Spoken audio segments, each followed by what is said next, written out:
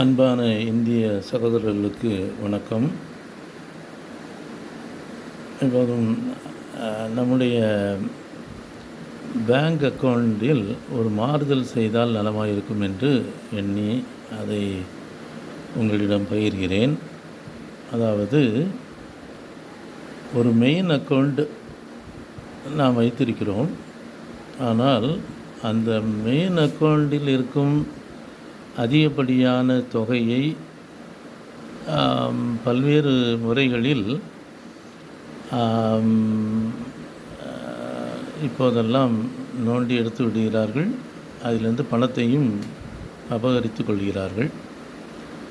ஆகவே இப்படி ஒரு சிஸ்டம் கொண்டு வந்தால் நலமாயிருக்கும் என்று யோசிக்கிறேன். அந்த மெயின் அக்கௌண்ட், அதற்கு பக்கத்தில் ஏஏ, இன்னொரு அக்கௌண்ட் அதே நம்பர் பிபி என்று வைத்துக்கொண்டு ஒவ்வொரு சமயங்களிலும் ஒருவேளை சம்பளமோ அல்லது வேறு ஏதோ வருமானம், பெரிய வருமானங்கள் எல்லாம் ஏஏ அக்கௌண்ட்டுக்கு வரும்படி பேங்க் அதை செய்ய வேண்டும்.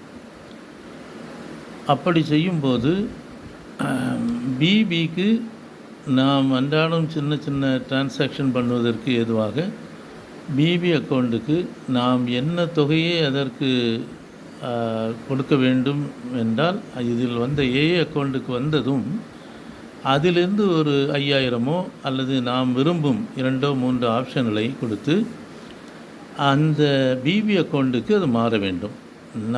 அக்கௌண்ட் நம்பர் ஒரே விதமாக ஒரே நம்பர் தான், ஆனால் பக்கத்தில் ஏஏ பிபி.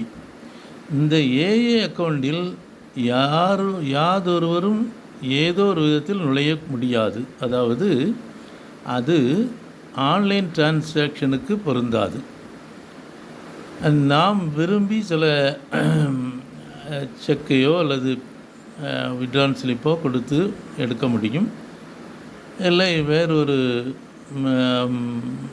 கடிதம் மூலமோ அந்த மேனேஜருக்கு சில எழுத்தை கொடுத்து அதன் பின்னர் அதிலிருந்து இன்னொரு மாறுபட்ட முறையில் அதை எடுத்துக்கொள்ளலாம் என்பதை தவிர அதிலிருந்து யாரும்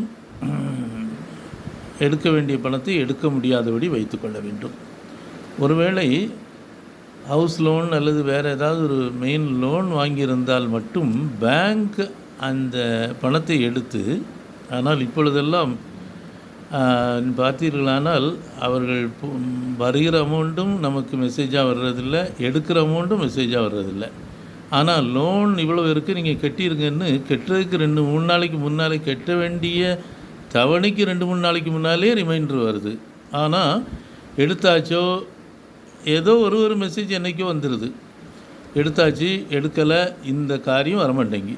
இதை ஸ்டேட் பேங்க்கில் யூனோனிட்டு ஒரு கம்பெனிக்கு பொறுப்பு கொடுத்துருக்காங்க நான் நினைக்கிறேன். எல்லாமே ஒரு தவறான போக்கில் தானே போகுது. அந்தபடி நடக்குதே ஒழிய அது சரிபட இயங்கவில்லை. அப்போது நமக்கு ஒரு பயம் ஏற்படுகிறது. சில சமயங்களில் நாம் எடுத்தது அழிஞ்சிருக்கா, உள்ளே எடுத்திருக்கா எடுக்கலையா அப்படிங்கிறதே தெரியல. ஏன்னா ஏடிஎம்லேயும் சில தகராறு வருது சில டைம். ஆக நான் என்ன சொல்ல விரும்புகிறேன்னா, இந்த ஏஏ அக்கௌண்ட்லேருந்து எந்த பணமும் எடுபடாது ஆன்லைன் மூலமாக. ஆனால் பிபி அக்கௌண்ட்டில் நாம் கொஞ்சம் பணத்தை வச்சுருக்கோம், அதில் எதுவும் நம்ம ஆன்லைனில் பண்ணுறோம். ஒருவேளை ஏதோ ஒரு திறமைசாலி நோண்டி ஏதோ கொஞ்சம் அமௌண்ட் எடுத்தாலும் ஒரு சிறு அமௌண்ட்டோடு போகும். இல்லைன்னா 25,000, 30,000, 1 லட்சம், 5 லட்சம்ன்ட்டு எடுத்துகிட்டு போயிடுறான்னு. இதை கண்டுபிடிக்கிறதுக்கு வழி இல்லை.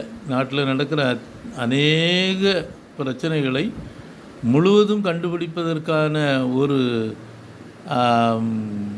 ஒரு முயற்சியே இல்லை என்று சொல்லலாம். அட்வான்ஸாக டெக்னாலஜி வளர்ந்தாலும் அதை கொண்டு கூட இவங்களால் முடியலை. தமிழ்நாட்டிலே இப்படிப்பட்ட பிரச்சனை இருக்குது. ஆக வட மாநிலங்களில் நான் கேள்விப்பட்டபடி நிறையா தப்பான இது நடக்குதான், எந்த இதுவும் வெளியே கொஞ்சம் கூட வர்றது இல்லையாம். அப்படி ஒரு தகவலை ஒரு அம்மா சொன்னாங்க. வருத்தமாக இருந்தது.